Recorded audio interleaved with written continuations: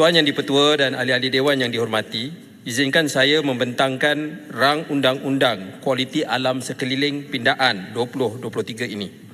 Akta Kualiti Alam Sekeliling 1974 ataupun Akta 127 merupakan suatu akta yang digubal untuk mencegah, menghapus, mengawal pencemaran, membaiki alam sekeliling dan bagi maksud-maksud yang berkaitan dengannya.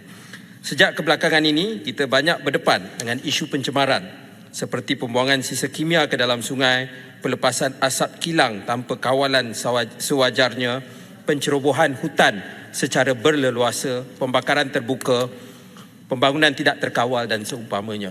Secara langsung, keadaan ini memberi kesan yang negatif kepada alam sekitar seperti pencemaran sumber air, pencemaran udara, peningkatan suhu bumi, banjir kilat, tanah runtuh, kepupusan flora dan fauna serta perubahan cuaca yang tidak menentu.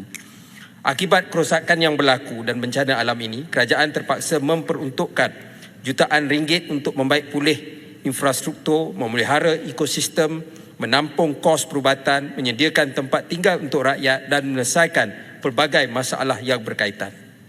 Justru, hukuman lebih berat dan setimpal perlu dikenakan terhadap penjenayah alam sekitar kerana pencemaran ini telah menjejaskan ekosistem alam sekitar, memberi impak negatif kepada kualiti kesihatan, keselamatan dan kesejahteraan rakyat. Berdasarkan statistik, kes yang disabitkan di mahkamah pada tahun 2019 adalah sebanyak 289 kes dan telah meningkat kepada 409 kes pada tahun lepas 2023. Rang Undang-Undang Kualiti Alam Sekeliling Pindaan 2023 yang bertujuan untuk meminda Akta Kualiti Alam Sekeliling 1974. Sebelum ini, Akta 127 telah melalui 6 kali fasa pindaan yang melibatkan tata cara penguatkuasaan dan peningkatan denda kepada RM500,000 bagi kesalahan pembakaran terbuka, pencemaran minyak dan buangan di perairan Malaysia, pelupusan haram buangan terjadual serta ketidakpatuhan syarat kelulusan laporan penilaian kesan kepada alam sekeliling ataupun EIA.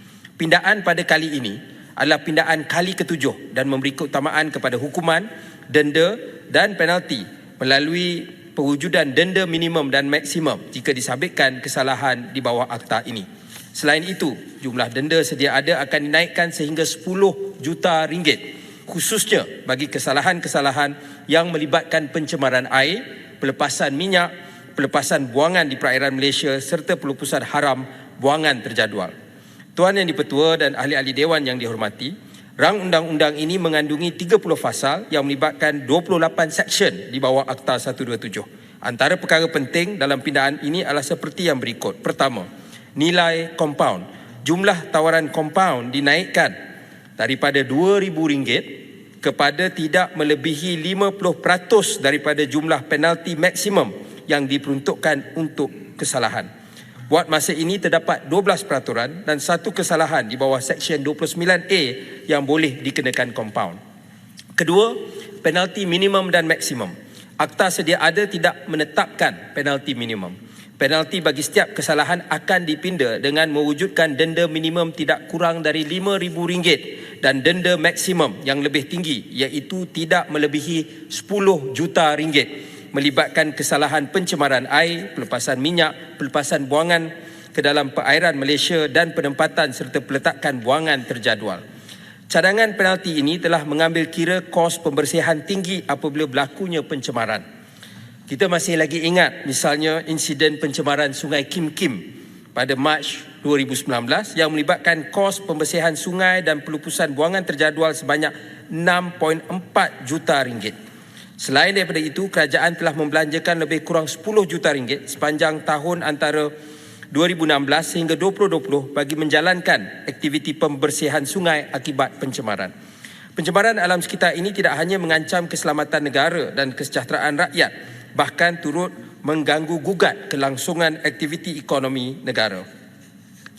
Justru dalam pindaan ini, kita mewujudkan hukuman penjara mandatory tidak melebihi 5 tahun bagi kesalahan pelupusan haram buangan terjadual, pencemaran air, pematuhan keperluan laporan AIA dan gagal mematuhi perintah larangan. Pindaan ini penting bagi membolehkan hukuman yang lebih tegas. Dia tidak memberikan option kepada hakim sekiranya disabitkan dengan kesalahan di mana mandatory penjara untuk membolehkan hukuman yang lebih tegas dikenakan kepada pesalah dan penjenayah alam sekitar.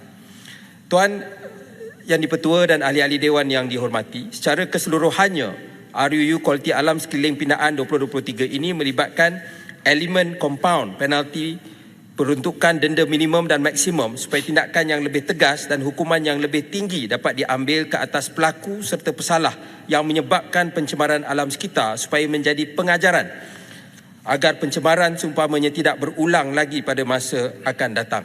Kita tahu bahawa seterusnya kita berhasrat selepas pindaan fasa pertama Akta Kualiti Alam Sekeliling yang melibatkan hukuman, penalti dan denda ini, kita akan beralih, kementerian akan beralih insya-Allah kepada fasa kedua yang melibatkan pindaan secara substantif supaya perundangan yang lahir pada tahun 1974 ini dapat dibawa kepada apa yang boleh menjadikannya lebih relevan dengan cabaran yang ada pada hari ini. Kita tahu bahawa bukan sahaja negara kita tetapi kita berdepan dengan apa yang dipanggil triple planetary crisis, iaitu masalah perubahan iklim, masalah pencemaran dan juga kepupusan biodiversity yang menjadi cabaran besar bagi dunia pada waktu ini dan kita perlu hadapi dengan perundangan yang lebih tegas dan juga lebih ketat. Justru kelulusan bagi rang undang-undang ini amatlah penting dan memerlukan sokongan semua sebagaimana yang dinanti-nantikan oleh semua pihak dan ahli Dewan yang mulia ini.